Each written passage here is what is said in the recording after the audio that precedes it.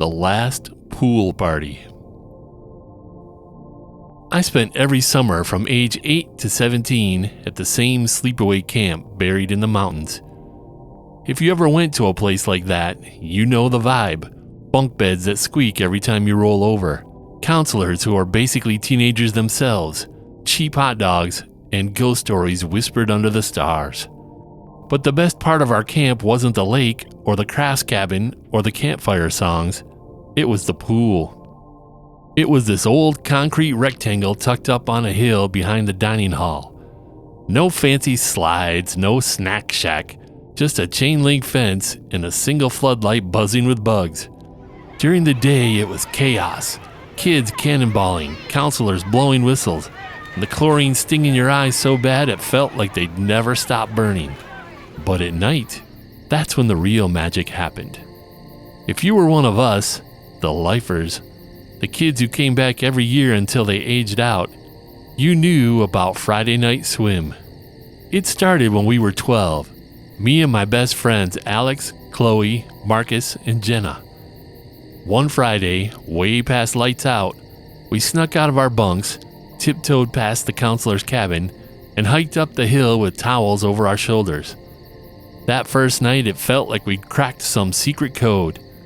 The pool gate was locked, but we knew how to push the corner of the fence where the chain link had come loose.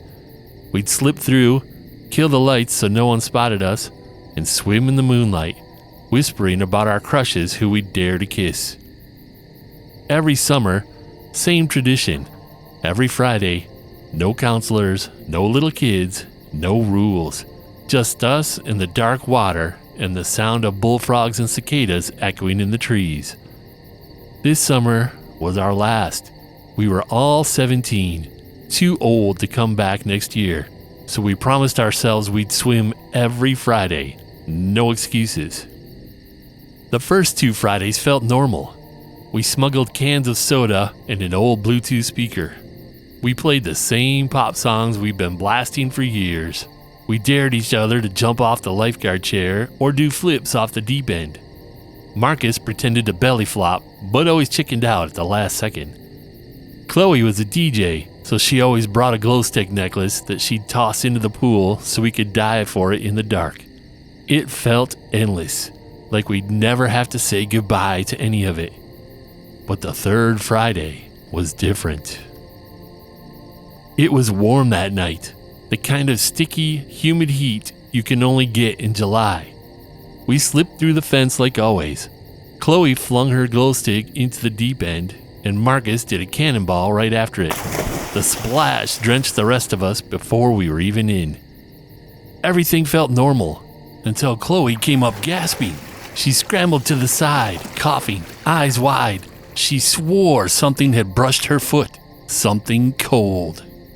We all laughed. It was a leaf, or one of those fat beetles that fall in and kick around. But then Marcus pointed at the deep end.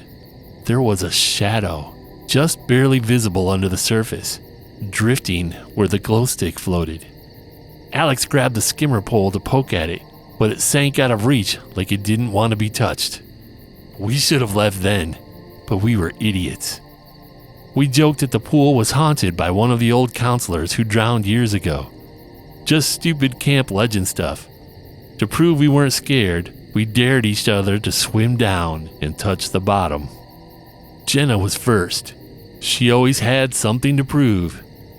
She took a deep breath, dove under, and disappeared into the dark water. We watched the ripples spread across the moonlit surface. She was under too long. When she finally broke through, she was screaming. She clawed her way up the ladder, knees bloody from scraping the concrete. She kept yelling that something grabbed her wrist. Alex pointed his phone light at her. She had 3 thin red lines around her wrist, like claw marks. That should have been enough. We grabbed our towels and booked it down the hill, trying not to slip on the pine needles. I remember the sound of our flip-flops smacking the dirt trail all the way back to our bunks. None of us slept that night. The next Friday, we swore we'd skip it. We all agreed, no more pool. But when we got back to our cabins after dinner, there were notes waiting on our pillows. Same paper, same black marker, 4 words written in shaky block letters. One more swim tonight. I'd like to say we were smart enough to ignore it, but we weren't.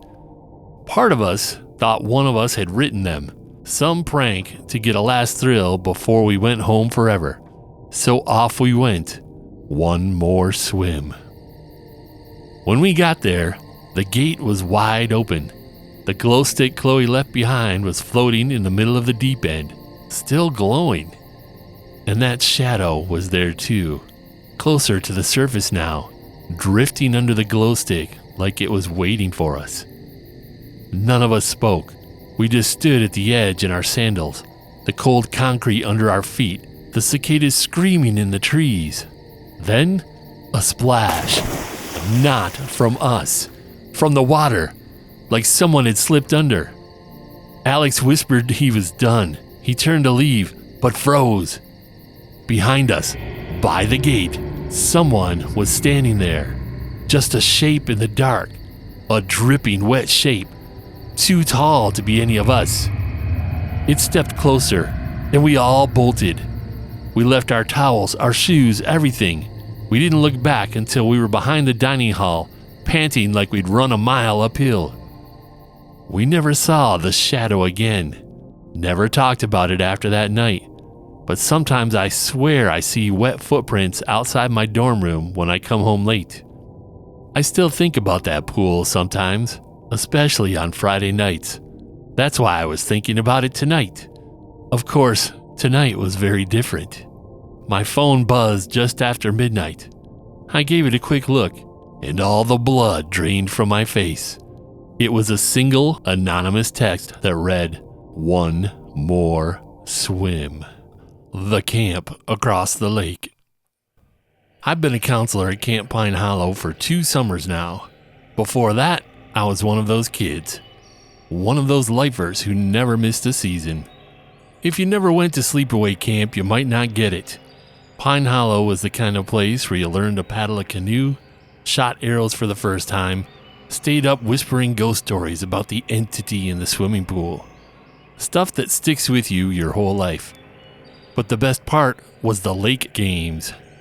Every summer, on the last weekend of July, Pine Hollow would row across Hollow Lake to compete against Camp Tall Pines, the camp on the far side of the water. Tall Pines was older than us, maybe twice as big, and the rivalry was a huge deal. Tug of war on the beach, relay races, that dumb trophy made out of driftwood and tinfoil. When I was 12, I helped Pine Hollow win it back for the first time in years. Last summer, my first year as a counselor, I got to lead the Green Cabin swim relay. We lost, but I didn't care. It was tradition. This summer, though, something felt off. First thing I noticed was that no one ever saw the Tall Pines boats out. Usually they'd be on the water by sunrise. Fishing trips, sunrise paddles, all that stuff. This year, every morning on the lake was dead quiet. Second thing was the lights. A couple nights in a row, I was walking back from the dining hall late and saw this glow on the far shore. Like campfires, but too bright. Greenish sometimes, like floodlights through the fog. I asked our camp director, Mr. Hansen, if Tall Pines was putting in a new dock or something. He just shrugged and said he hadn't heard anything, which was weird because he and Tall Pines director, a guy named Clemens, usually planned the lake games together months in advance. When I pressed him, Hansen admitted he hadn't talked to Clemens on the phone this year. Just some weird emails back in June confirming the date, but nothing since. He figured they were busy. So when the last weekend of July rolled around, none of us thought twice. We painted the paddles, packed the old trophy, lined up the rowboats on our side of the dock like always. I remember that morning. The lake was glass flat. The sun was breaking over the pines. The kids were chanting, "Hollow, hollow," like they always did. We pushed off, 7 rowboats full of kids and counselors drifting through a thin layer of fog. Halfway across, I remember thinking how quiet it was. No music echoing over the water like usual. No shouting or cheering from the Tall Pines dock. Just the sound of our oars and a few loons calling in the distance. We pulled up to their beach, and right away, something felt wrong. The dock was still there, sort of. The planks were splintered. Some boards were warped like they hadn't been walked on all summer. The flagpole that usually had their camp banner was bare, rope flapping loose in the breeze. We tied up and walked up the hill. The first thing that hit me was the smell. Damp wood and old leaves, like a place that hadn't seen fresh footprints in weeks. The cabins were all unlocked. The dining hall too. Mess hall benches were overturned. Dry food still stacked in boxes like they'd just left in a hurry. I found half a bunk chart from last year tacked crooked on the wall behind the canteen counter. No kids, no staff, no camp dogs barking. Just empty cabins. Old trophies still lined up on the shelves. I found last year's late games photo in a broken frame on the main office desk. Me and my kids soaked from the swim relay. Tall Pines director Clemens right next to Hanson, grinning with that stupid driftwood trophy. Hanson gathered us all at the fire pit. I could tell he was rattled. He kept saying Clemens never mentioned shutting down. Never said a word. The last email just said, "All ready for another good summer. We'll see you on the water." Except there was no one to see. We stayed maybe half an hour, just long enough for the kids to poke around and look for signs someone might still be there. I remember Aiden, one of my cabin kids, pointing at the big rec hall and saying she saw a light on inside. We checked. The power was dead. Back on the water, rowing home, I kept looking over my shoulder at that empty dock. For a second, I swear I saw someone standing there at the tree line. Tall, too thin, pale shirt catching the light. But when I blinked, they were gone. We didn't do the lake games that year. We told the kids we'd make our own at Pine Hollow instead. Tug of war on our own beach, relays in our own pool. But sometimes, late at night, if you stand at the end of the dock and listen, you can hear voices drifting over the water. Laughter, splashes, like the games never stopped. Maybe they didn't.